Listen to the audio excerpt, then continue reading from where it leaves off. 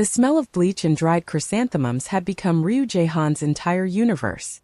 The heart monitor beside the bed marked time with the indifference of a ticking bomb, and the four walls of the private suite at Sungwon Medical Center had become the most dangerous room in the city. To every person who walked through that door, Ryu was gone. A ghost in an expensive bed. The Iron Patriarch of the Cheongsan Brotherhood, the man who had held the peninsula's most feared criminal network together for 2 decades with nothing but calculated silence and iron will, was now a vegetable, they said. Brain-dead from the ambush that had put 3 bullets in his chest. Casualty. A cautionary tale. But Ryu Jae-han had never once in his life been anyone's cautionary tale. Before we go any further, drop your location in the comments right now. Tell me your city, your country, what time it is wherever you are watching from. I love seeing where people are tuning in from all over the world. And if you have not subscribed to this channel yet, do it right now and turn on your notifications so you never miss a story like this one. Now let's get into it. His mind ran at full voltage behind the stillness. Every intake of breath was measured. Every muscle held in a discipline forged from years of training under a monk in the Yuri Mountains who believed that the most dangerous man in any room was the one no one was watching. He was watching everything. The suite was designed to impress and surveil in equal measure. Orchids he couldn't touch. A leather chair his visitors never sat in for long. Cameras in the upper corners of the room he had mentally catalogued on the first night. His eyes were still enough to see without detection. He knew every rotation of every guard shift. He knew that the man posted outside his door on Tuesday evenings brought instant noodles at 11 p.m. and ate them leaning against the wall for 12 unobservant minutes. He knew all of it. What he had not yet known for the first 2 weeks was the precise shape of the knife in his back. That knowledge arrived on a Wednesday. The door opened at 2 in the afternoon with the particular cadence of men who believed they were walking into a room without consequences. First came the footsteps of Park Hyun-suk, his operations director. Thick-souled, deliberate, the walk of a man performing confidence he had recently acquired. Behind him, quieter, came Min Tae-jun, the Brotherhood's financial architect, a man whose entire career had been built on the principle that money had no loyalty and neither should the men who moved it. They stood at the foot of the bed and did not bother to lower their voices. Hyun-suk spoke about the Incheon consolidation the way a new homeowner talks about renovations. Casually, enthusiastically. The Cheongsan captains in the southern ports had already been told the transition was a temporary restructuring pending Ryu's recovery. By the time they understood it was permanent, the new payment chains would be locked. Min Tae-jun confirmed the offshore transfers were sequenced and ready. The holding company in Singapore would absorb the Brotherhood's logistics assets within 72 hours of the official incapacity declaration. All they needed was a signed medical opinion from the attending physician confirming that Ryu Jae-han had no reasonable expectation of neurological recovery. The meeting lasted 11 minutes. They left without looking at his face once. Ryu catalogued every word the way a surgeon catalogues an incision. Precise. Bloodless. Filing it all away for the moment he chose to move. The evening shift arrived like a change in weather. The air in the room lost its oily residue of ambition and became simply air again. The door opened gently, the way doors open when the person behind them is not trying to take anything from the room. Her name was Soo-yeon.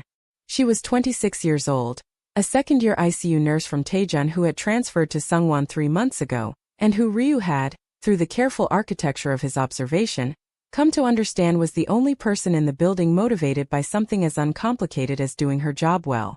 She was not tall. She moved with the efficient economy of someone who learned early that the world did not expand to accommodate you and so you learned to work within it. She wore her hair pulled back with a clip that was always slightly uneven, and she narrated her actions aloud when she worked, not for her own benefit but for his. She talked to him like he was still a person. That was what Ryu had noticed first. In a room full of people who looked at his body and calculated what it was worth to them dead, she looked at it and tried to keep it alive. On this particular Wednesday evening, she completed her monitoring checks and then did something different. She did not leave. She stood beside the bed for a long moment, her hand resting on the rail, her head bowed slightly. When she finally spoke, her voice carried the weight of something she had been holding for days. She had seen the updated care protocol filed under Dr. Wu's signature that morning. She had read it twice to make sure she understood it correctly, and then she had gone to the bathroom on the second floor where no cameras covered the stalls, and she had stayed there for 10 minutes before she could breathe normally again. "I don't know if any part of you can still hear sound," she said, almost whispering. "I hope not, because what I'm about to say is terrifying." She paused. "But I have to say it to someone, even if that someone is already gone." The protocol, she explained, called for a medication adjustment beginning Friday morning. A combination of agents administered through his existing drip. On paper, it read as a compassionate palliative measure for a patient with no recovery prognosis. In practice, what she described to the empty room, and to the man who was not empty, was a pharmacological mechanism designed to produce cardiac arrest within 40 minutes of administration, and leave no trace that distinguished it from natural organ failure. The attending physician had signed off. The notation in the file cited family consultation, which was impossible, because Ryu Jae-han had no family of record. She pressed her knuckle against her mouth for a moment. "Whoever is doing this knows what they are doing," she said. "And I don't have anyone to tell who isn't already part of it. If I go to the hospital board, Dr. Wu has seniority over everyone on that committee. If I go to the police, I don't know who they answer to. But I can't administer it. I won't." Her voice broke slightly on the last word. "I just wanted to say that out loud. That I won't do it. Even if saying it to you is the same as saying it to no one." Ryu Jae-han lay perfectly still for another 3 seconds. Then he opened his eyes. Soo-yeon did not scream. What she did was take one sharp step backward and press her back against the wall monitor panel, her hand flying up to her mouth, her eyes wide and fixed on his face with an expression that moved through terror and confusion and arrived somewhere near disbelief. The machines around him showed readings that were not consistent with a dying man. They had never been consistent with a dying man. "Do not make any sound," he said. His voice was low and unhurried, roughened by disuse but carrying the absolute gravity of a man who had spent a lifetime making certain that when he spoke, people listened. "And do not move toward the door. You've been awake," she said against her palm. "Since the beginning." Her breathing was audible. She was doing the arithmetic of what that meant, all of it all at once, and the arithmetic was not simple. "How long?" she asked. 3 weeks, 2 days. She closed her eyes for a moment. When she opened them, something had shifted in her face. Not calm exactly, but the particular focus of a person who has decided that the fear is not going anywhere and so they will simply have to carry it while they work. "They are going to kill you on Friday," she said. "I know. You just told me." Something in his expression shifted, almost imperceptibly.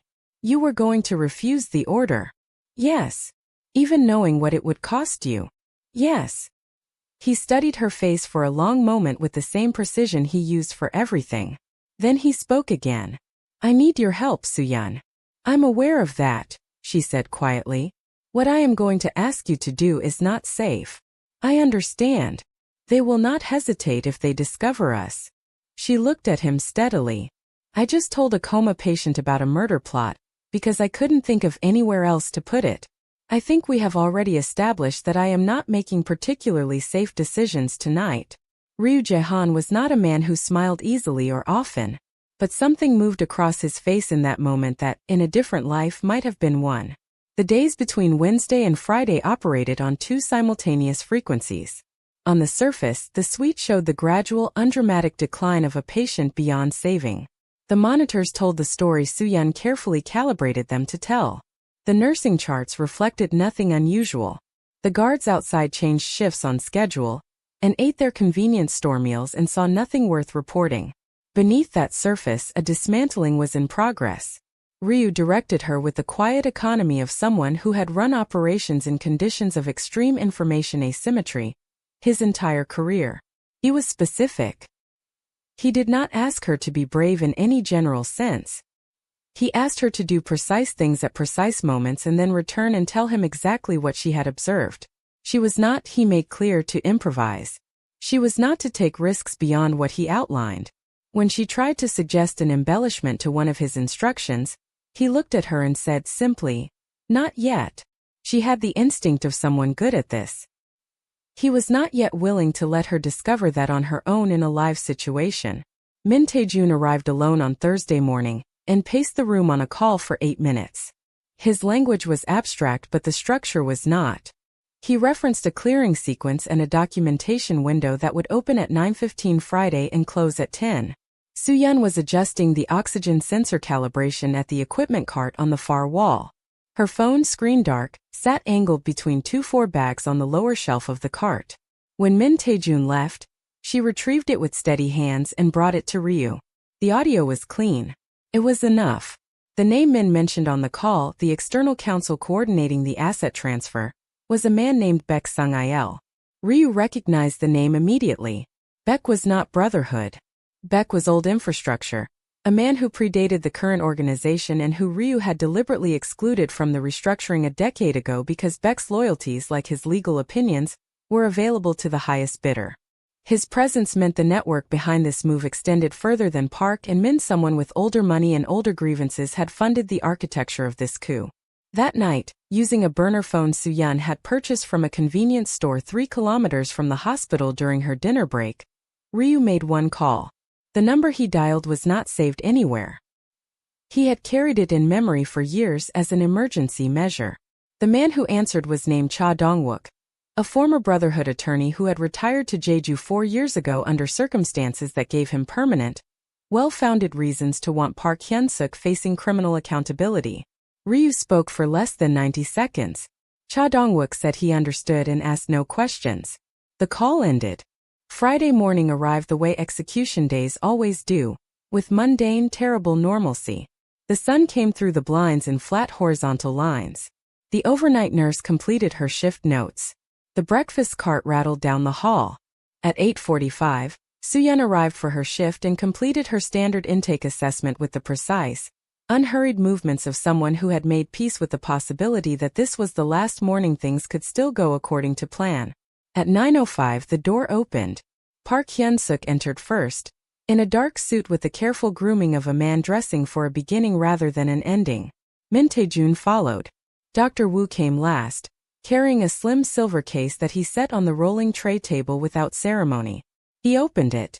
Inside, 2 pre-drawn syringes. He reviewed the chart with the brief, confirming glance of a man whose paperwork is already filed.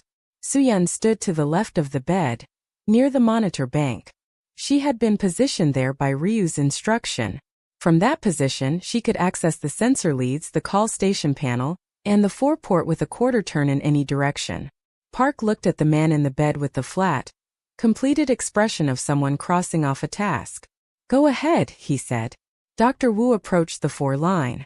He uncapped the first syringe.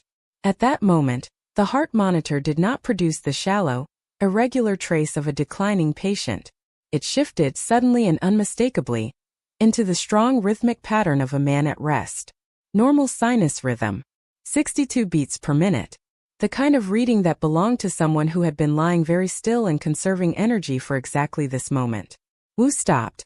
His eyes went to the screen. In the half-second of his confusion, Ryu's right hand closed around his wrist. The grip was not theatrical. It was conclusive. The syringe dropped. It hit the floor and the sound of it was, in the total silence that followed, enormous. Park Hyun-suk took 2 steps back. His face underwent a sequence of rapid, involuntary revisions, each one the remnant of a belief that had just been invalidated. Min Tae-jun moved toward the door. It opened before he reached it. Cha Dong-wook entered, accompanied by 3 officers from the Financial Crimes Investigation Unit and a senior prosecutor from the Seoul Central District whom Ryu recognized from a long ago and entirely different context. Behind them came a 4th officer carrying a documentation case. The encrypted files Soo-yeon had transmitted through the hospital's administrative portal at 3 a.m. that morning had arrived exactly where Ryu had told Cha Dong-wook to route them. Ryu released Dr. Woo, who sat down heavily on the floor and did not attempt to get up. He looked at Park Hyun-suk. Park's mouth opened. Nothing came out. The arrogance had nowhere to land. He had spent 3 weeks rehearsing the version of this morning where he walked out of this building as the head of the Cheongsan Brotherhood. He had no prepared version of this one. "You wanted to lead," Ryu said. His voice had recovered its full register. Low. Even. The voice of someone to whom volume had always been unnecessary. You watched me for 15 years and you thought leadership was the position. You thought if you removed the person you kept the power. He reached for the bed rail and brought himself to sitting steadily, the way a man stands up from a table after a meal. You never understood that everything we built existed because people trusted that I meant what I said. You cannot inherit that. You can only destroy it. Park was still silent. That is what you were selling to Baeksung-il, Ryu continued. Not the Brotherhood. You were selling the carcass of it. You would have gotten 10 years of revenue, and a city that looked like the inside of a war. Cha Dong-wook nodded to the officers. They moved. The prosecutor read the charges in a voice calibrated to exactly the right volume for a room this size, which was to say quiet enough to feel final. Park Hyun-suk's jaw tightened once. Min Tae-jun was already trying to calculate what he could offer in exchange for a cooperation agreement. Dr. Wu had not moved from the floor. When they were gone, the room was a different room. The same four walls. The same orchids going brown at the edges. But the pressure that had saturated every surface of it for 3 weeks had simply lifted, the way weather lifts, completely and without ceremony. Ryu looked at Soo-yeon. She was leaning against the monitor panel, her arms crossed, her face tired and still and very calm in the way that people are calm when they have been frightened past the point where fear is any longer useful. She had not moved from her position during any of it. She had stood exactly where he told her to stand. She had done exactly what he asked her to do. And also, at 2 crucial moments, she had done things he had not asked her to do but that had been precisely correct. He had noticed both times. He did not offer her a formal acknowledgement. He was not, by nature or practice, a man who narrated his gratitude. What he did was look at her directly, and hold the look for long enough that she understood it was not incidental. You should rest, she said, because that was who she was. Yes, he agreed, which was not something he said often either. 5 months later, the Cheongsan Brotherhood existed on paper as a logistics and maritime consulting enterprise with transparent ownership structures, 3 government contracts, and a compliance office that had recently been audited and passed without qualification. Ryu Jae-han had not replaced Park Hyun-suk. He had distributed the role across 5 people, each of whom reported independently and knew only their own part of the whole. It was more work. It was also, he found, more resistant to exactly the kind of failure that had put him in a hospital bed. He sat in an office on the 14th floor of a building overlooking Uedo, signing the documents that established the Soo-yeon Medical Education Fund, a 10-year endowment providing full scholarships and stipend support for nursing students from low-income backgrounds in the Greater Seoul area. The fund was named for its first recipient, who had declined the naming on 3 separate occasions before Ryu declined her declination and signed the paperwork without further discussion. Across the city, Soo-yeon walked out of Yonsei University's College of Medicine with an admissions letter and a coffee she had bought herself to mark the occasion. She stood on the steps for a moment in the autumn light and read the letter a second time, not because she had not understood it the first time, but because she wanted to feel the weight of it twice. Her phone showed a message from an unknown number. 1 line. She had been expecting it. The Baeksung-il connection traces to a capital group in Geneva. The account structure is still active. This is not finished. She wrote back, I know. I saw the ledger. I kept a copy before I handed it over. A pause. Then I thought you might have. She smiled at the phone. Then she put it in her pocket and walked down the steps into the afternoon. In a glass-walled office above the Han River, Ryu Jae-han read her reply and set the phone face down on his desk. Outside, a cargo ship moved slowly through the gray water, heading toward the port. He watched it until it cleared the bridge. Then he returned to work. There is a certain kind of alliance that has no adequate category. Not friendship exactly. Not debt. Something that forms in the specific conditions of total crisis, when everything extraneous has been removed and what remains is simply who a person is when nothing is protecting them but their own choices. What formed in that hospital room between a man who had spent his life in shadow and a woman who had simply refused to let the shadow win was exactly that kind of thing. It did not need a name. It only needed to be honored. And it was. If this story kept you locked in, you already know what to do. Subscribe, hit the notification bell and tell us in the comments. At what moment did you know Ryu was never actually gone?